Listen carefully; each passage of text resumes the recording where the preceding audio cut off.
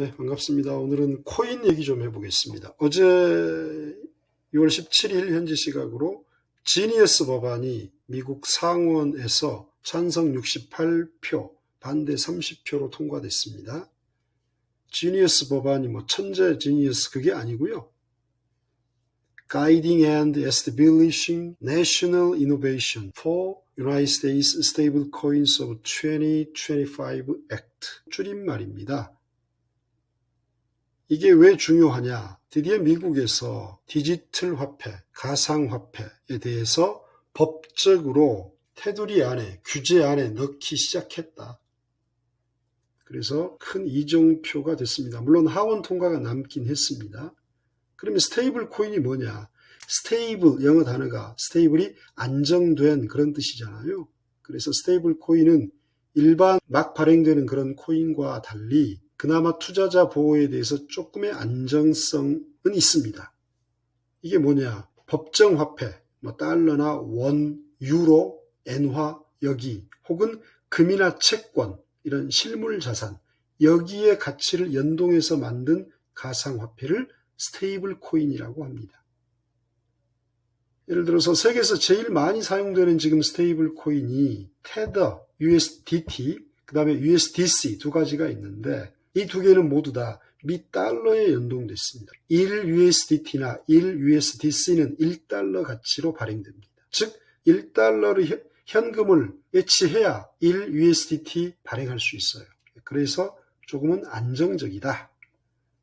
근데 이제 이 스테이블 코인도 세 가지 형태가 있습니다. 금방 말씀드린 법정화폐 담보형이 있고 그 다음에 두 번째 가상화폐 담보형이 있습니다. 이것은 법정화폐나 금채권 실물 자산이 아니라 다른 가상화폐를 담보로 예치합니다. 이를테면 이더리움, 리플 이런 것들을 담보로 예치하고 그럼 그 가치가 계속 변동하겠죠. 그럼 그것을 알고리즘을 통해서 거기에 맞춰서 스테이블 코인을 발행하는 방식입니다.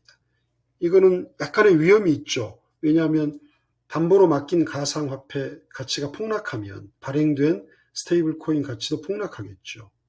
그 다음에 세 번째, 이게 제일 문제인데 지금은 이제 이런 게 거의 발행되지 않습니다. 알고리즘 기반 무담보형 스테이블 코인이 있습니다. 이거는 특별한 담보 없이 그냥 수요자, 공급자 이거를 조절하는 기계적인 알고리즘만 있습니다. 그래서 이걸로만 작동해서 가상화폐가 발행돼요. 대표적인 게 2022년 제일 큰 문제가 됐던 테라, 루나 사태가 이 방식으로 발행됐기 때문에 수만 명의 피해자, 수십억 달러의 손실이 있었던 거죠. 자, 그럼 미국 상원에서 이 지니어스 법안이 통과된 그 의미는 뭐냐? 일단 규제에 대한 명확성이 확보된 거죠. 이제 법적 테두리 안에 들어올 수 있으니까. 그다음에 두 번째, 아까 말씀드린 소비자나 금융당국의 불안정성을 해소할 수 있다. 그 다음에 제도화를 통해서 신뢰도를 향상시킬 수 있다. 그 다음에 미국의 디지털 금융 리더십이 강화된다. 왜? 지금도 전 세계 금융은 달러 패권이잖아요.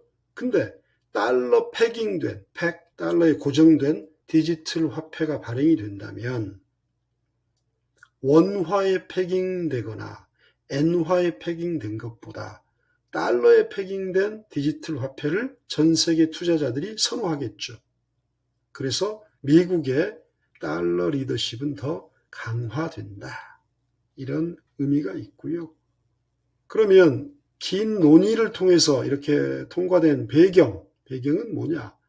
스테이블 코인 시장이 급성장하고 있습니다. 결제라든지 송금이라든지 그 다음에 탈중앙화 금융 디파이라고 그러죠. 이런 분야에서 활용도가 갈수록 증가하면서 규모가 급성장하고 있습니다. 올해 말까지 약 3조 7천억 달러 규모로 성장할 것이라는 전망도 있습니다.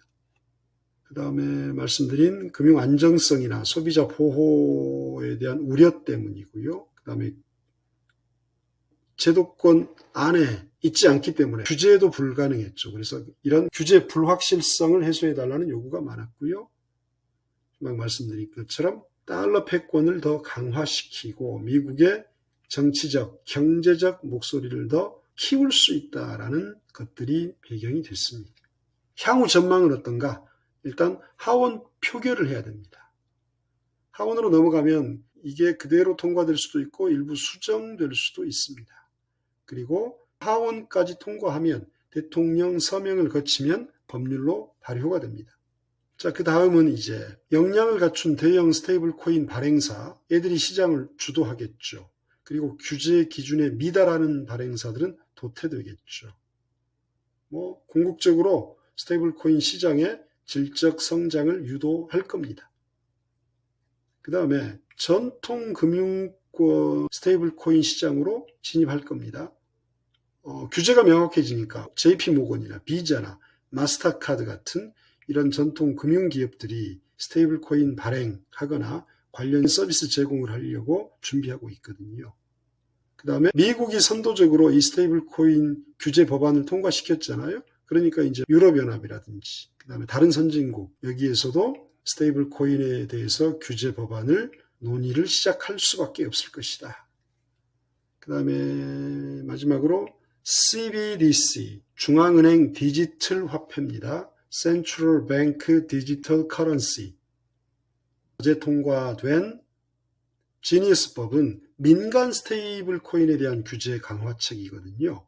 근데 이제 각국에서 중앙은행에서도 이제 CBDC 발행의 필요성이 그리고 역할이 더 커지는 것 아니냐. 그러니까 중앙은행에서도 이제 법정 화폐가 아니라 디지털 화폐를 발행해야 되는 것 아닌가.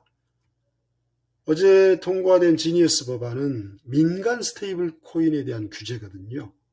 그래서 이런 흐름이 아마 전개될 것이다. 자, 그래서 오늘은 코인 얘기, 그 중에서도 스테이블 코인 설명드렸습니다. 감사합니다.